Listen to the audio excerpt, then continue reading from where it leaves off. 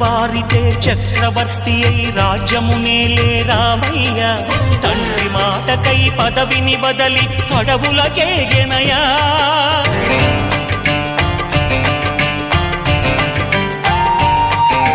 మహిలో జనులను కావగ వచ్చిన మహావిష్ణు అవతారమయ్య ఆలిని రక్కసుడపహరించితే ఆక్రోశించెనయా అసురుని త్రుంచి అమ్మను తెచ్చి అగ్ని పరీక్ష విధించెనయా సాగలి నిందకు సత్యము చాటగ కులసతినే విడనాడెనయ నా రాముని కష్టం లోకంలో ఎవరూ పడలేదయ్యా